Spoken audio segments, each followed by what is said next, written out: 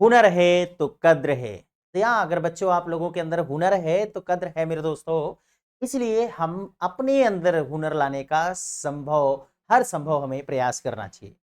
यानी हमने कहा कि अगर हुनर है तो कद्र है और कद्र है तो रिस्पेक्ट है। इसलिए हमें हर समय यह कोशिश करनी चाहिए कि अपने अंदर एक अच्छा हुनर लेकर के आएँ, एक ऐसी हुनर लेकर के आएँ जिसकी डिमांड, जिसकी माँग दुनिया में हो। तो चलिए इन्हीं चीज़ों के साथ हम आज आप लोगों को शुरुआत करते हैं नरेशन की क्लास को। नरेशन हमने एक क्लास पढ़ रखा है और आज हमारी ये दूसरी क्लास होगी। सो मैंने आप लोगों को बच्चों ध्यान में रखिएगा, मैंने आप लोगों को बताया था कि आप नरेशन की क्लास को ज़रूर पढ़िएगा इंग्लिश की। ये खास तौर पे उन विद्यार्थियों के लिए है जो 9, 10, 11, 12 में पढ़ रहे हैं, सभी विद्यार्थियों के लिए है। मैं यहाँ पर आप लोगों को बहुत एडवांस लेवल तक की इंग्लिश को पढ़ाऊँगा। यानी आप ये ध्यान में रखिएगा कि बहुत अच्छे-अच्छे इंग्लिश के कॉन्सेप्ट को पढ़ेंगे। ना केवल बोर्ड के एग्ज़ाम आप पास कर पाएँगे बल्कि आप साथ ही साथ अन्य एग्ज़ाम जैसे एसएससी, सीजीएल वगैरह का भी एग्ज़ाम आप देंगे तो वहाँ भी आपके नंबर अच्छे होंगे। अब ये मत सोचिएगा आप लोगों में से कोई विद्यार्थी कि यार चलो अब तो हम ये एसएससी, सीजीएल के लिए है तो अभी हम ना पढ़ते हैं। नहीं, ध्यान में रखिएगा दरअसल एसएससी, सीजीएल में आपके एग्ज़ाम से, आपके लेवल से ही एसएससी, सीजीएल में आता है, कहीं बाहर से नहीं आता है। जो चीज़ें आपके सिलेबस में वही एसएससी, सीजीएल में भी पूछा जाता है। तो चलिए आज हम उन्हीं को पढ़ते हैं और ध्यान में रखेंगे और हम एक नया परिवर्तन आज कर रहे हैं और वो परिवर्तन ये होगा साथियों कि अब हम लोग सिर्फ़ और सिर्फ़ इंग्लिश की क्लास पढ़ेंगे, बाकी क्लासेस को अभी रोक दिया जाता है। वो ऐसा इसलिए है क्योंकि आप लोगों में से बहुत सारे विद्यार्थी हैं जो अभी नहीं देख पा रहे हैं, अभी नहीं पढ़ पा रहे हैं या फिर हमारे लिए भी थोड़ी-सी समस्या हो रही है। तो हम चाहते हैं कि अभी हम सिर्फ़ और सिर्फ़ आप लोगों के लिए क्या करें, इंग्लिश की क्लास दें। बीच-बीच में हम लोग विज्ञान की क्लास भी देखते रहेंगे थोड़ा बहुत, बट डेली इंग्लिश की क्लास देंगे तो ज़्यादा सही होगा। क्योंकि विज्ञान की क्लास को करने के चक्कर में फिर इंग्लिश की क्लास छूट जाती है, इंग्लिश की क्लास करने के चक्कर में विज्ञान की क्लास छूट जाती है। तो अगर हम लोग इंग्लिश पढ़ते हैं तो इंग्लिश हमारे 9, 10, 11 और 12 सारे सभी विद्यार्थियों के लिए बराबर उपयोगी होगा। तो चलिए हम लोग क्या करते हैं, इंग्लिश की क्लास की शुरुआत करते हैं और इंग्लिश में हम लोग नरेशन पढ़ना शुरू किए हैं। तो ध्यान में रखिएगा आप लोगों में से बहुत सारे विद्यार्थी होंगे जिन्हें इंग्लिश नरेशन आता है। नरेशन डायरेक्ट इनडायरेक्ट आता है। लेकिन मैं आपसे प्रॉमिस करता हूँ कि आप जहाँ भी डायरेक्ट इनडायरेक्ट पढ़े होंगे, आप मेरी तीसरी चौथी वीडियो जाते-जाते आप देखिएगा कि आप चाहे जहाँ भी डायरेक्ट इनडायरेक्ट पढ़े होंगे, सबसे बेहतरीन आप डायरेक्ट इनडायरेक्ट यहाँ पर आप पढ़ेंगे, इस प्लेटफ़ॉर्म पर। इस प्लेटफ़ॉर्म पर मैं ऐसे-ऐसे डायरेक्ट इनडायरेक्ट आपको सिखाऊँगा, ऐसी-ऐसी चीज़ों को सिखाऊँगा जो आप कभी भी किसी भी यूट्यूब चैनल पर या फिर किसी भी टीचर के साथ नहीं सीखे होंगे। तो चलिए हम लोग शुरू करते हैं फटाफट अपनी इंग्लिश की शुरुआत। तो पिछली क्लास में दोस्तों हमने आपको बताया था कि डायरेक्ट इनडायरेक्ट यानी जो हम नरेशन पढ़ते हैं, नरेशन कथन की नरेशन नरेशन जो होता है, नरेशन मतलब होता है कथन। जी हाँ, आपने समझ रखा है कथन। आज का हमारा ये लेक्चर सेशन नंबर है, लेक्चर जो है आज की ये जो लेक्चर है, ये लेक्चर नंबर 2 है।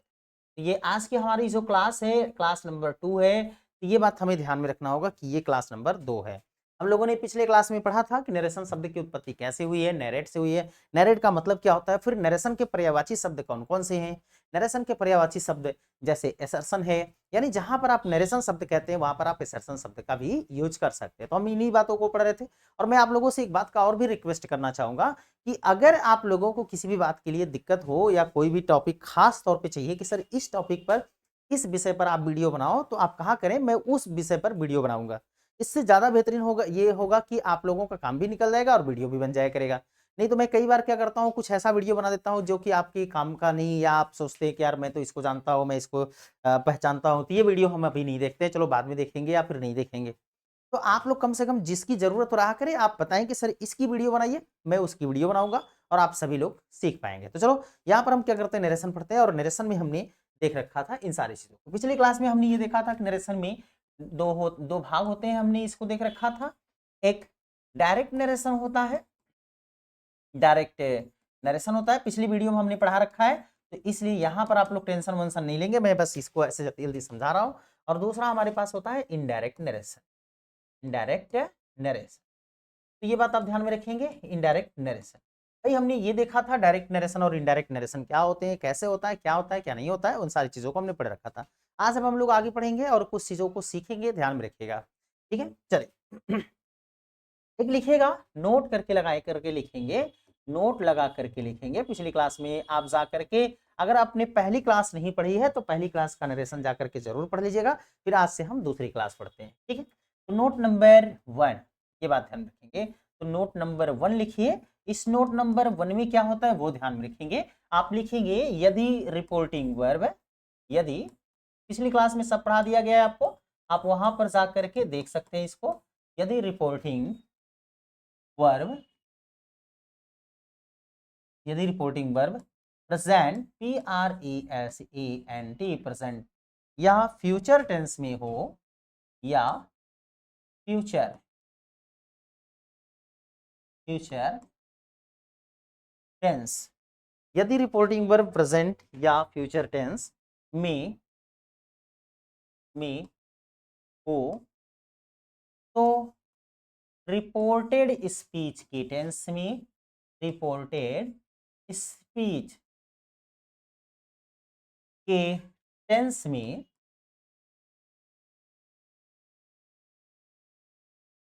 कोई परिवर्तन, ध्यान में रखेंगे, कोई परिवर्तन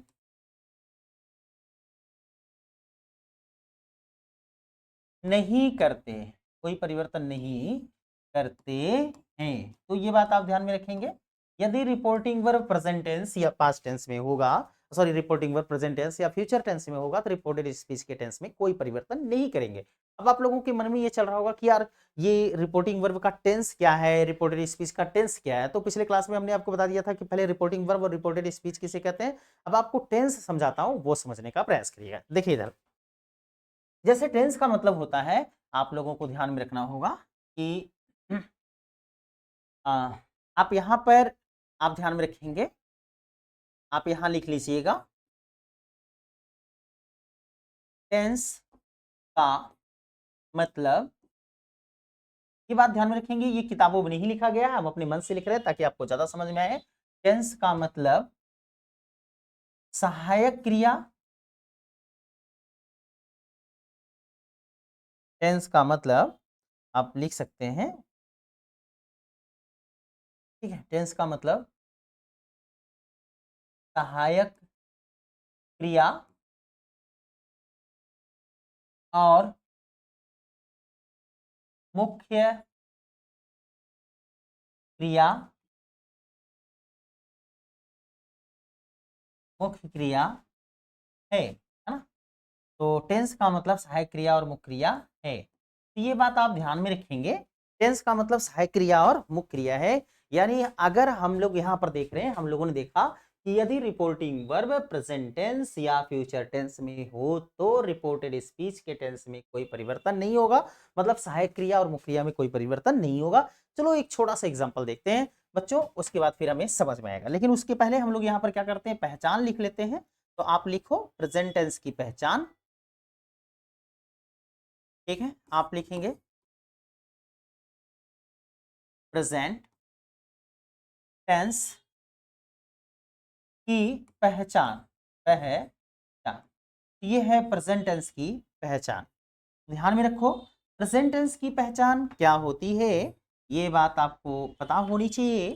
तो प्रेजेंट टेंस की पहचान होती है बच्चों, ध्यान में रखेंगे विद्यार्थियों, प्रेजेंट टेंस की पहचान होती है से, सेज, आप इसको याद रख लेंगे, से सेज ना। चलो पेन को चेंज करते हैं और प्रेजेंट टेंस की पहचान को हम यहाँ पर लिखते हैं। तो आप लोग देख सकते हैं, हमने लिखा say comma says comma do does is am are, ठीक है, दिख रहा है, say says do does is am are, और हैज हैज और है।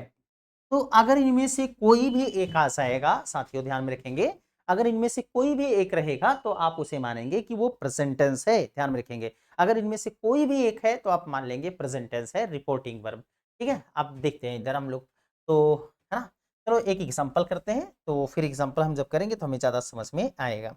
एग्जांपल लिखते हैं हम लोग, तो एग्जांपल में किस पेन से लिखो, मैं ये ले लेता हूँ। चलो एग्जांपल करते हैं, चलो यही एग्जांपल कर लेते हैं, मेरा मन कर रहा है इधर एग्जांपल करते हैं। एक एग्जांपल ये है, दिख रहा है बढ़िया से, है ना। एक एग्जांपल ये है आप लोगों के पास, देखिएगा ही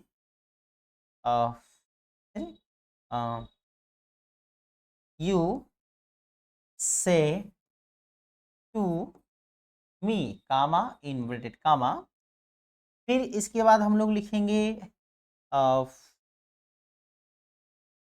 ही is going to market.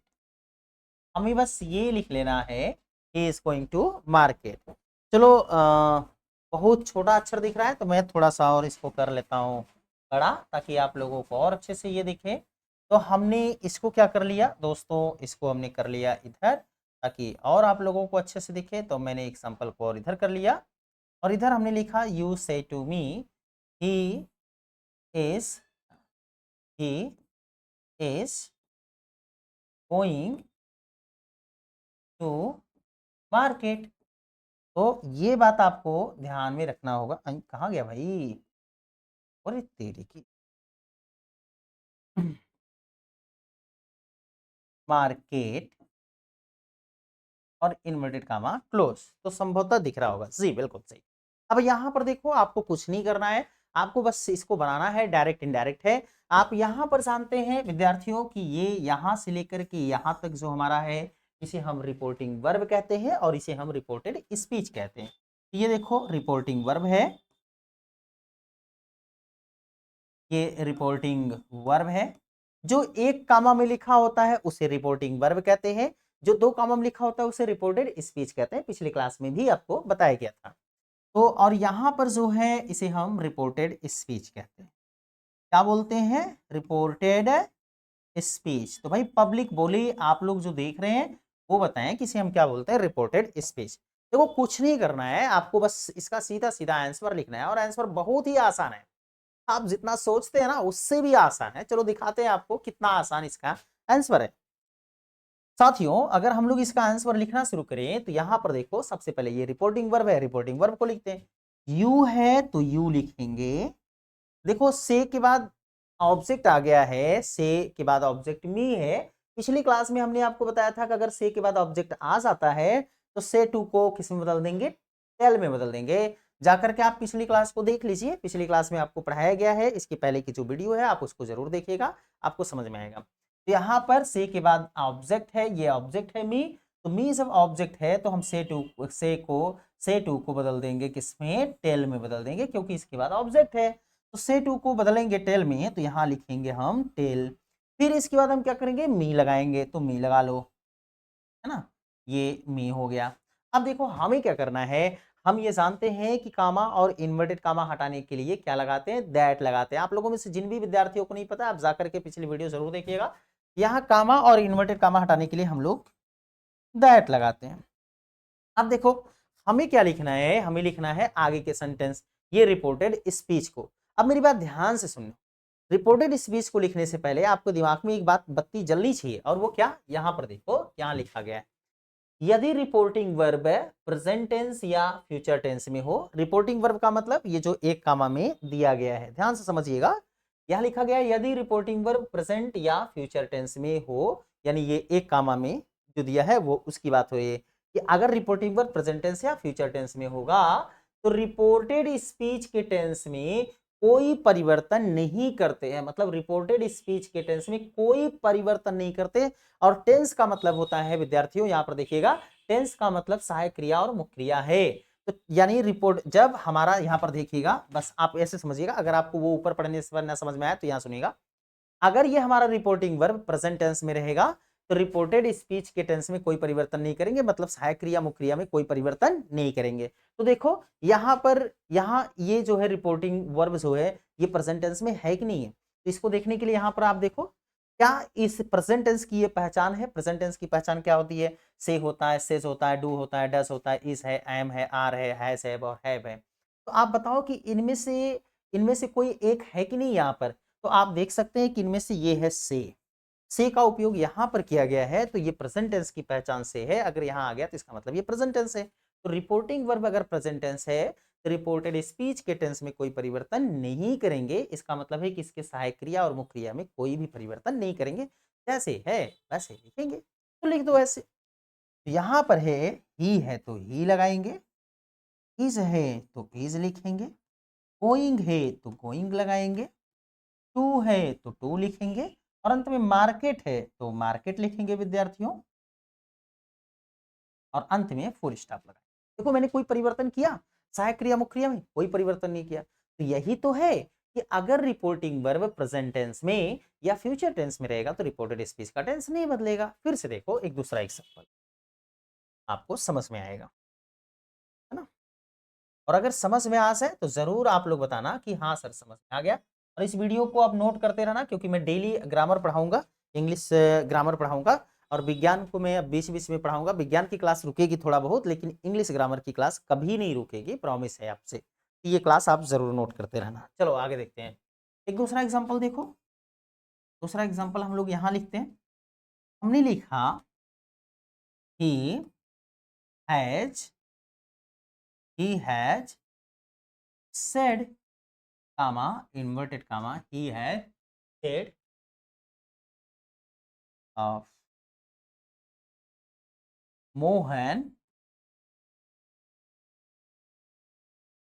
Mohan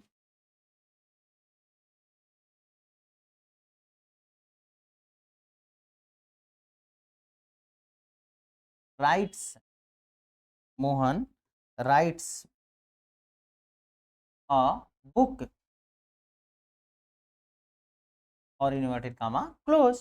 तो देखो यहां पर ये सेंटेंस लिखा गया है, कहने का मतलब यहां पर है कि ही हैज सेड, ये रिपोर्टिंग वर्ब है। जो एक कामा में लिखा गया विद्यार्थियों, इसको हम क्या बोलते हैं? Reporting verb. क्या बोलते हैं? रिपोर्टिंग वर्ब बोलते हैं, रिपोर्टिंग वर्ब बोलते हैं। बोलो बोलते हैं नहीं बोलते? एक कामा में है, और ये जो दो कामा में लिखा गया है इसे हम क्या बोलते हैं? रिपोर्टेड स्पीच बोलते हैं। ये देखो रिपोर्टेड स्पीच हो गई। तो एक रिपोर्टिंग वर्ब और एक रिपोर्टेड स्पीच। अब देखो इसको हमें बनाना है, तो बनाने के लिए कुछ भी नहीं करना है, जैसे है वैसे लिखो। पहले भी वीडियो में आपको बताया गया है। ही है तो ही लगाएंगे, हैज है तो हैज लिखेंगे, सेड है तो यहाँ पर सेड के बाद ऑब्जेक्ट नहीं आया है। अगर सेड के बाद ऑब्जेक्ट आया होता तो हम सेड को टोल्ड में बदलते, लेकिन सेड के बाद कोई ऑब्जेक्ट नहीं है, इसलिए सेड को टोल्ड में नहीं बदलेंगे, बल्कि हम लोग क्या करेंगे? सेड को सेड लिखेंगे। तो ये बात आप लोगों को पिछली वीडियो में भी बताया गया है, और आप लोगों में से कई लोगों को ऑलरेडी पहले से भी पता होगा, तो ये बात ध्यान में रखिएगा। फिर कामा और इन्वर्टेड कामा हटाते हैं तो हम लोग लगाते हैं दैट। अब देखो विद्यार्थियों यहाँ पर क्या है कि हमें रिपोर्टेड स्पीच को लिखना है।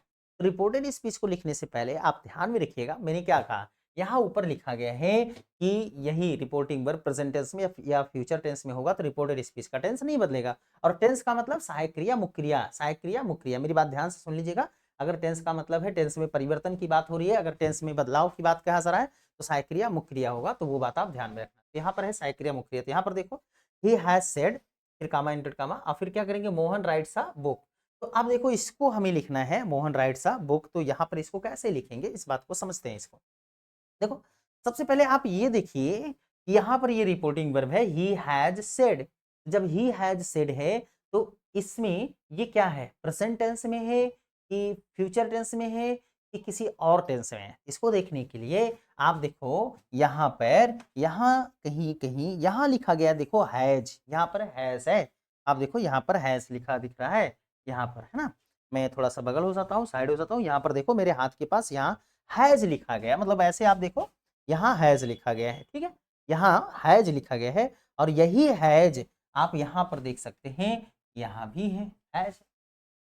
तो मतलब प्रेजेंट टेंस की पहचान हैज होती है। यहाँ पर बताइए रिपोर्टिंग वर्ब आप देखने के बाद आपको पता चल रहा होगा कि अच्छा अच्छा रिपोर्टिंग वर्ब जो है वो प्रेजेंट टेंस में है कि नहीं है? रिपोर्टिंग वर्ब भी प्रेजेंट टेंस में है, और जब रिपोर्टिंग वर्ब प्रेजेंट टेंस में है तो रिपोर्टेड स्पीच के टेंस में कोई परिवर्तन नहीं करेंगे। रिपोर्टेड स्पीच के टेंस में कोई परिवर्तन नहीं करेंगे, इसका मतलब है कि उसमें सहायक क्रिया मुख्य क्रिया में कोई परिवर्तन नहीं करेंगे। तो जैसे है वैसे ही लिखेंगे, तो लिखेंगे Mohan, Mohan rights, rights a book, अंत में फुल स्टॉप। बताओ आप लोगों में से कितने लोगों को समझ में आया? क्या सभी लोगों को समझ में आ गया कि नहीं आ गया? अगर ना समझ में आया हो तो आप लोग जरूर कमेंट करके हमें बताएं, वैसे उम्मीद करते हैं कि आप लोगों को समझ में आ गया होगा, क्योंकि मैंने बहुत आराम-आराम से सारी चीज़ों को आपको समझाने का प्रयास किया। चलो, तो ये प्रेज़ेंट टेंस की पहचान थी, आप इसका स्क्रीनशॉट लो, समझो और इसको नोट कर लेना, ठीक है? आगे हम बढ़ते हैं, फ्यूचर टेंस को देख लेते हैं, क्योंकि यहाँ पर हमने 2-2 लिखा है, प्रेज़ेंट टेंस लिखा है और फ्यूचर टेंस लिखा है, ठीक है? 2 होने के लिए तो फ्यूचर टेंस की पहचान लिख लेते हैं, फ्यूचर टेंस की भी पहचान आसान होती है। यहाँ पर देख लेते हैं, ये प्रेज़ेंट टेंस की पहचान थी। अब हम लोग लिखते हैं फ्यूचर टेंस।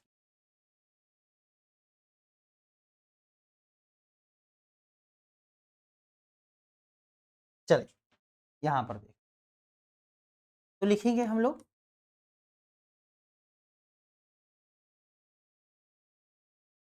फ्यूचर टेंस की फ्यूचर टेंस की पहचान, फ्यूचर टेंस की पहचान। यहाँ पर देखते हैं, ये फ्यूचर टेंस की पहचान क्या है? इस बात को अगर हम लोग समझें तो यहाँ पर ध्यान में रखिएगा, फ्यूचर टेंस की पहचान विद्यार्थियों 2 होती है। इसकी पहचान आप लिखेंगे विल और शैल, यानी अगर विल और शैल लिखा गया है तो इसका मतलब फ्यूचर टेंस है, और जब फ्यूचर टेंस रहेगा तब भी रिपोर्टेड स्पीच के टेंस में कोई परिवर्तन नहीं करेंगे। चलो देखते हैं कि एक एग्जाम्पल, यहाँ देखिए चलिए एग्जाम्पल यहाँ से लिखते हैं।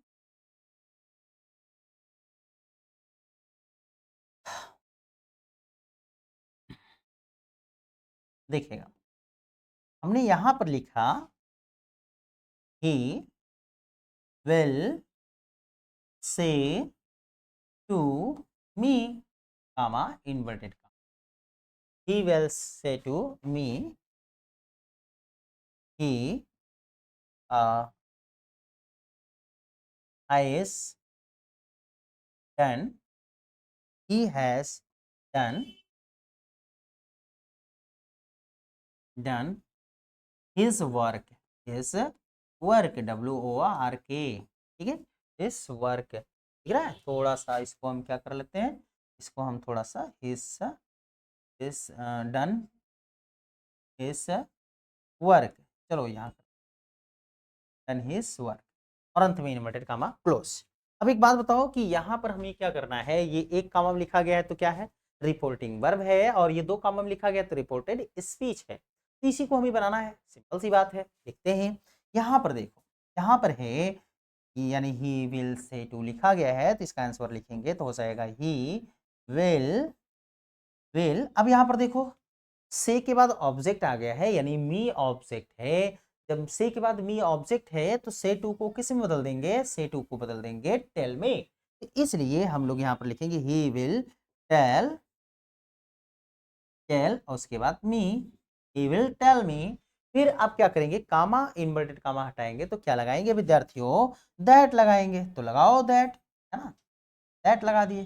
फिर इसके बाद इधर के सेंटेंस को लिखेंगे, ये हमारा रिपोर्टेड स्पीच है और ये है रिपोर्टिंग वर्ब। अब हमें रिपोर्टेड स्पीच लिखने से पहले हमें ये देखना है, क्योंकि ऊपर क्या लिखा गया है कि यदि रिपोर्टिंग वर्ब मतलब ये वाला टेंस जो पहले एक कॉमा में होता है, अगर वो प्रेजेंट में या फ्यूचर टेंस में रहेगा तो उधर का टेंस नहीं बदलेगा, मतलब सहायक क्रिया मुख्य क्रिया नहीं बदलेगा।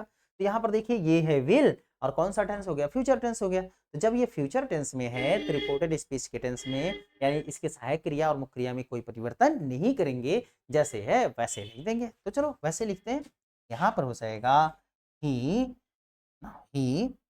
और यहाँ पर आप देख सकते हैं he has done his work, sorry, he has done his work. तो देखो सो सिंपल है, इसको बहुत ज्यादा वो टेंशन वंशन लेने की जरूरत नहीं है आपको कि यार बहुत पहाड़ जैसा है, कुछ भी नहीं यार, एकदम आसान है, हलवा जैसा है, ठीक है। इधर देखो, चलो इसको समझ में आ गया होगा। अब नोट नंबर 2 लिखेंगे हम लोग, तो दोस्तों नोट नंबर 2 लिखेंगे, तो लिखो नोट नंबर, ये बात ए की बात ध्यान में रखने की बात है ना। नोट नंबर 2 हम लिखेंगे, इसमें ध्यान में रखिएगा, इसमें हम लोग लिखेंगे यदि क्या है, यदि रिपोर्टिंग वर्ब, यदि रिपोर्टिंग वर्ब कमा पास्ट टेंस में हो, पास्ट टेंस में हो, यदि रिपोर्टिंग वर्ब पास्ट टेंस में हो तो रिपोर्टेड स्पीच,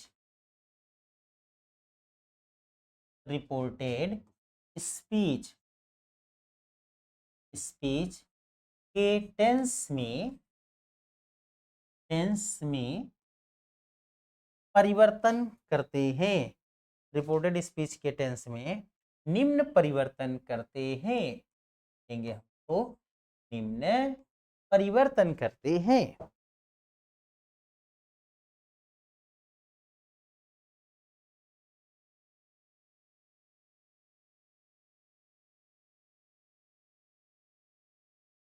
देखो बच्चों, हमने आप लोगों को बता दिया कि अब हम लोग डेली पढ़ेंगे, तो ये बात आप ध्यान में रखिएगा, डेली हम लोगों को यहाँ पढ़ना है। तो क्या क्या परिवर्तन करेंगे वो देख लो। P I T present indefinite tense, P C T present continuous tense, P, है ना, पी पी पी तो प्रेजेंट परफेक्ट टेंस, और P P T T PPCT, ठीक है, तो प्रेजेंट परफेक्ट कंटिन्यूअस।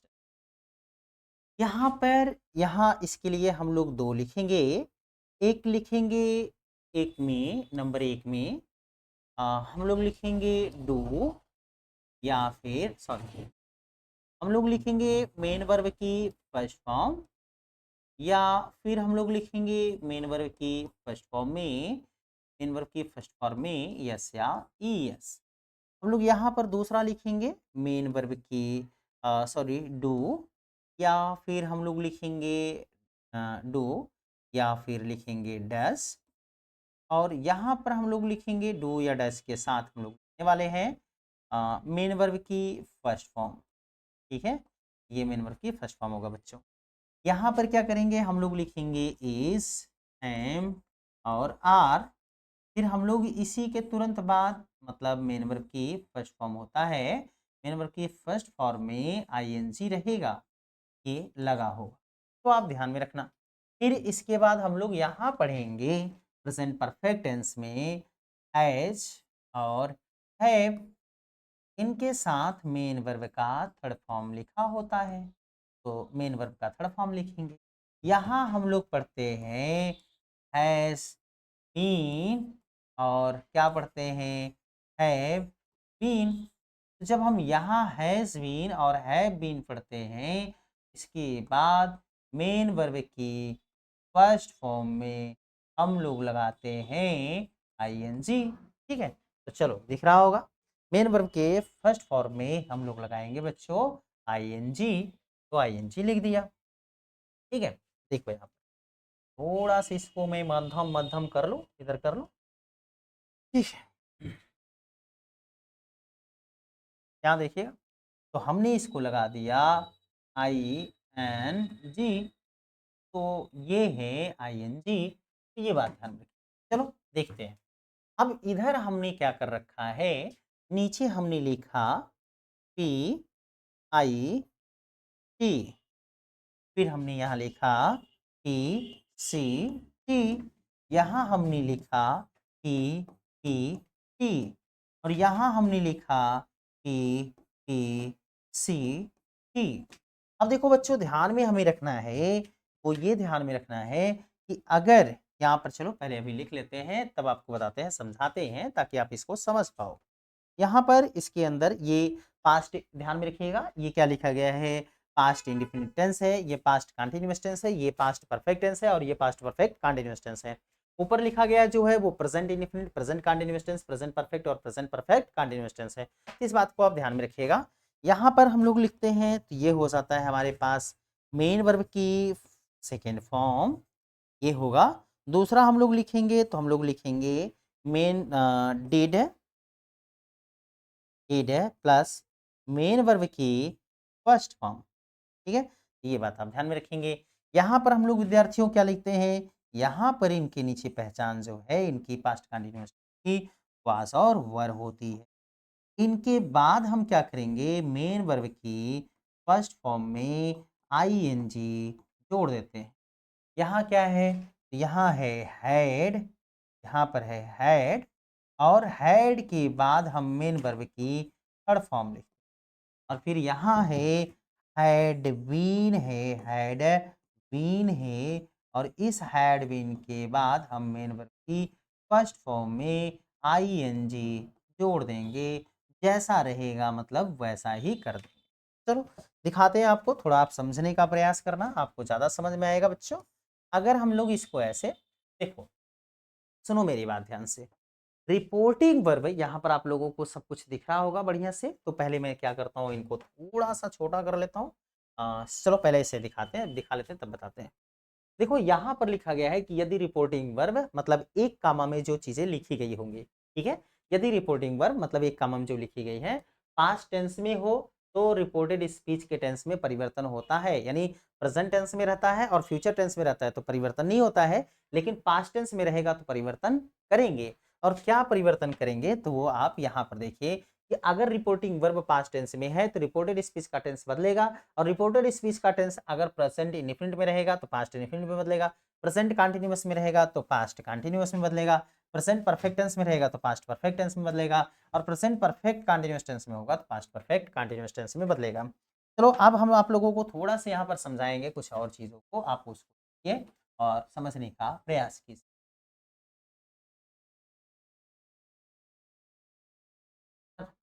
और मैंने आप लोगों से कहा कि कल से डेली इंग्लिश की क्लास चलेगी, बाकी और क्लासेस रुक जाएंगे, और क्लासेस धीरे धीरे चलेंगी, बाद में चलेंगी, लेकिन इंग्लिश की क्लास डेली आपकी चलती रहे। ठीक है, तो ये बात आप ध्यान में रखना, इसलिए आप इंग्लिश को नोट करना शुरू कर देना, और ये बात ध्यान में रखना। चलो इनको हम क्या कर लेते हैं, इनको भी हम थोड़ा सा अ, यहाँ ऊपर कर लेते हैं ताकि इनको हम समझा सके आप लोगों को बढ़िया से, नहीं तो फिर दिक्कत होगी, क्योंकि ये ज़्यादा ज़रूरी है।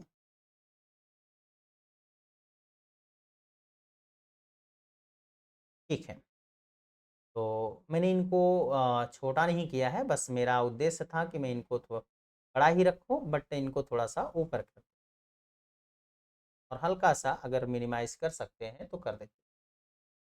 ठीक है, चलो इतने पर दिख ही रहा है आप लोगों को, तो इतना कर लेते हैं।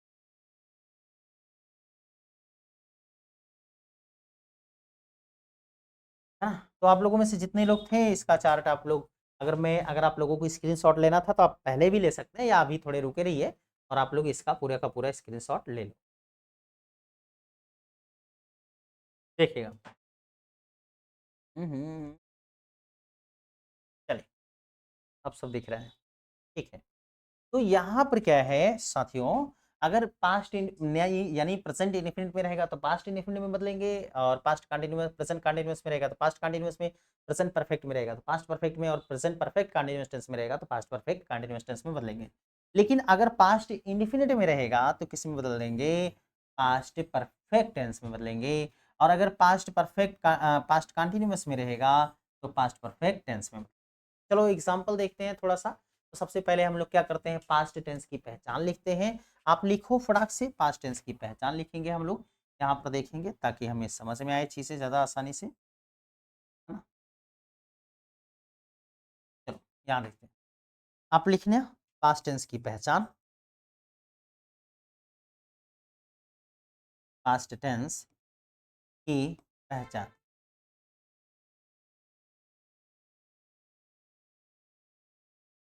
ठीक है, दिख रहा है भाई, तो पास्ट टेंस की पहचान आपको लिखना है। साथियों पास्ट टेंस की पहचान क्या होती है वो देख लेते हैं। पास्ट टेंस की पहचान होती है सेड, या तो सेड रहेगा, और या तो फिर हैड रहेगा, है ना, सेड है, डिड है, वाज है, वर है, फिर हैड है। तो कहने का मतलब ये है, पास्ट टेंस की पहचान आप यहाँ देख सकते हैं, said, did, was, were, had, ये पास्ट टेंस की पहचान है। अगर रिपोर्टिंग वर्ब ध्यान में रखेंगे, अगर रिपोर्टिंग वर्ब पास्ट टेंस में रहेगा तो रिपोर्टेड स्पीच का टेंस बदलेंगे। और कैसे बदलेगा वो देखते हैं। एग्जाम्पल देखिए इधर, क्योंकि जब तक एग्जाम्पल देखेंगे नहीं तब तक आपको समझ में नहीं आने वाला है कि कैसे इसको हम समझे बढ़िया से। तो ध्यान में रखिएगा, इसके लिए हमने कहा कि यहाँ पर हमें एग्जाम्पल देखना ज़्यादा जरूरी। चलिए बात करते हैं। देखिए एग्जाम्पल हम लोग ने लिखा he said, he said comma inverted comma, he said, उसने कहा कि ही ना, he is writing, he is writing a novel, उसने कहा कि वह एक नॉवेल लिख रहा है। तो चलो आप लोगों को ये एग्जांपल दिख रहा है, इस एग्जांपल को मैं बहुत सिंपल तरीके से बनाने का प्रयास करता हूँ और एकदम आसान है। आप इसको देखो कैसे बनाएंगे इसको। इसको बनाने के लिए आप पहले क्या करेंगे, यहाँ पर ये एक कॉमन जो चीजें लिखी गई हैं वो क्या है, रिपोर्टिंग वर्ब है। तो यहाँ पर हम लोग लिखेंगे ही, और सेड के बाद यहाँ ऑब्जेक्ट नहीं है तो सेड को सेड लिखेंगे। पिछली क्लास में हमने आपको बता रखा है कि ये सब चीजें कैसे बनती हैं, तो जा करके वहां पर पहली क्लास देख लेना, तब ये दूसरी क्लास देखोगे तो आपको सब कुछ समझ में आएगा। ठीक है, जब सेट के बाद कुछ नहीं होता है तो सेट को सेट लिखते हैं। कामा इन्वर्टेड कामा हटाएंगे तो हम लोग क्या लगाएंगे, दैट लगाएंगे।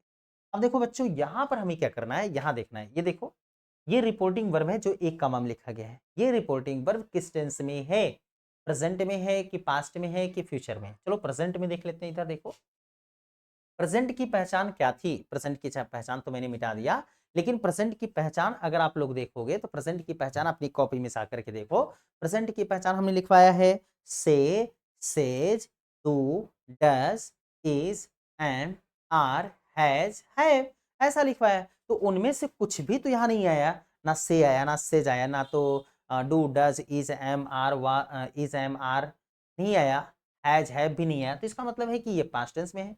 जब ये पास्ट टेंस में है तो रिपोर्टेड स्पीच का टेंस बदलेगा, और टेंस बदलेगा इसका मतलब है सहायक क्रिया और मुख्य क्रिया बदलेंगे। तो सहायक क्रिया मुख्य क्रिया कैसे बदलती है, यहाँ पर देखिए ये ही है तो ही लगाएंगे। अब देखो यहाँ पर क्या है, सहायक क्रिया मुख्य क्रिया बदलेगी, तो यहाँ पर कौन सा टेंस है, ये रिपोर्टेड स्पीच कौन सा टेंस है, इज एम आर है तो प्रेजेंट है, और आई एन जी है तो कंटिन्यूअस है, प्रेजेंट कंटिन्यूअस। आप यहाँ देखो, यहाँ प्रेजेंट कंटिन्यूअस में है, इज एम आर है तो प्रेजेंट कंटिन्यूअस में है। तो अब ये क्या करेगा, इज एम आर है जो प्रेजेंट कंटिन्यूअस में है बदल जाएगा किसमें, देखिए यहाँ पर तीर लगा है, पास्ट कंटिन्यूअस, यानी इज एम आर की जगह पर वाज वर सहायक क्रिया लगेगा, है ना। यहाँ पर इज एम आर है तो इज एम आर की जगह पर सहायक क्रिया क्या लगाएंगे, वाज वर। यहाँ पर क्या लिखेंगे, ही है एक वचन करता इसलिए इसके साथ लगाएंगे वाज। और फिर क्या करेंगे, यहाँ पर भी देखो प्रेजेंट कंटिन्यूअस टेंस में भी मेन वर्ब के फर्स्ट फॉर्म के साथ आईएनजी लगा है, तो यहाँ भी तो मेन वर्ब के फर्स्ट फॉर्म में आईएनजी लगा है, इसलिए दोनों जगहों पर मेन वर्ब के फर्स्ट फॉर्म में आईएनजी लगा है, इसलिए हम यहाँ पर क्या करेंगे, यहाँ भी आईएनजी ही रहने देंगे। ये हो जाएगा राइटिंग, राइटिंग। और फिर ए नॉवेल है तो नॉवेल। अब बच्चों आप ये बताओ कमेंट करके कि क्या आप लोगों को ये बात समझ में आई या फिर नहीं आई। अगर आपको दिक्कत हो तो आप मुझे कमेंट करके बता सकते हैं। चलो एक दूसरा एग्जांपल भी लिखते हैं, आपको समझाते हैं, और फिर हम लोग कल इस पर ढेर सारे वाक्य को प्रैक्टिस करेंगे। ठीक है, तो ध्यान में रखना। आप लोग इसको लिख लिए होंगे, अगर नहीं लिखे हो तो कोई दिक्कत हो तो मैं यहाँ से हट जाता हूँ, आप स्क्रीनशॉट लो, है ना, ये स्क्रीनशॉट लो। आप स्क्रीनशॉट वैसे भी ले रखे हो, इससे बड़ा भी करके आप स्क्रीनशॉट ले सकते हो। ऐसा ना दिख रहा हो तो आपको मैं पहले बड़े से लिखा था तब स्क्रीनशॉट ले लीजिएगा, और या तो आप लिख लीजिए। ठीक है,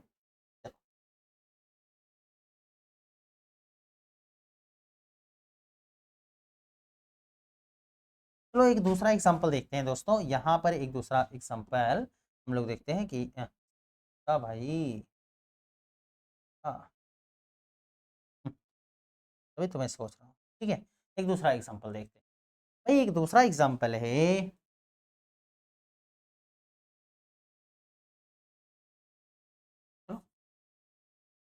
Mohan said to me comma inverted comma, Mohan said to me comma inverted comma,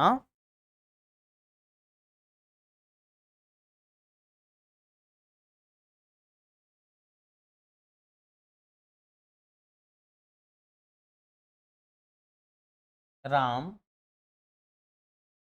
does not go to school।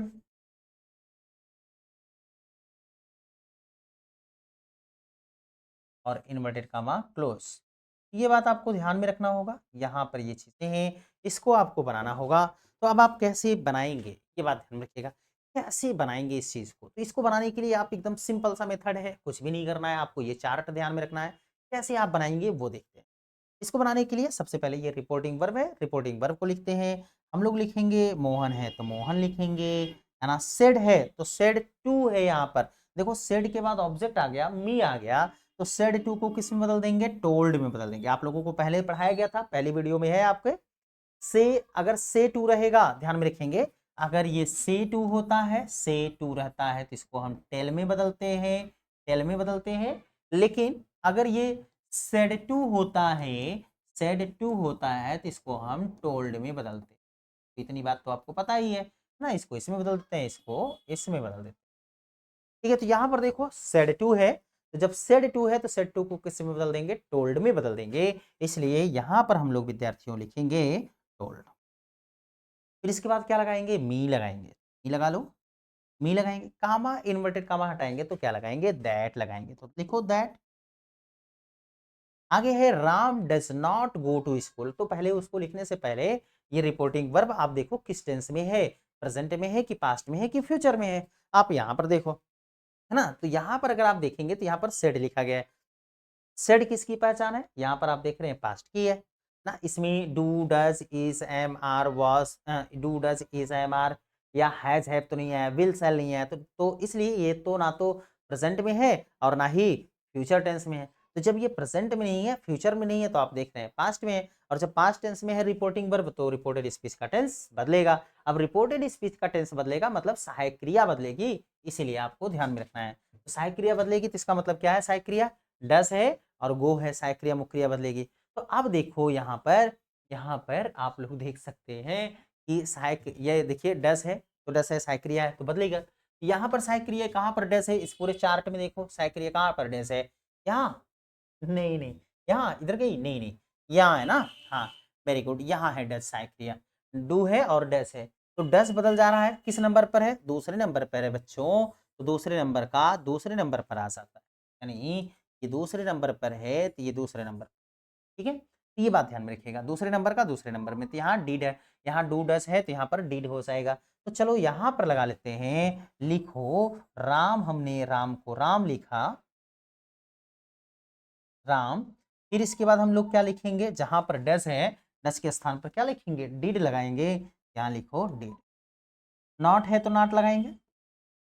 अब देखो यहाँ पर भी है डस नॉट या डस के बाद मेन वर्ब की फर्स्ट फॉर्म है, यहाँ पर भी है डिड के बाद मेन वर्ब की फर्स्ट फॉर्म है, तो सेम सेम है, मेन वर्ब की फर्स्ट फॉर्म है तो वैसे ही रहेगा। तो मतलब यहाँ गो है तो गो लगाएंगे, फिर टू है तो टू लिख, अब स्कूल है तो स्कूल लिख लेते हैं, ध्यान में स्कूल, और अंत में फुल स्टॉप।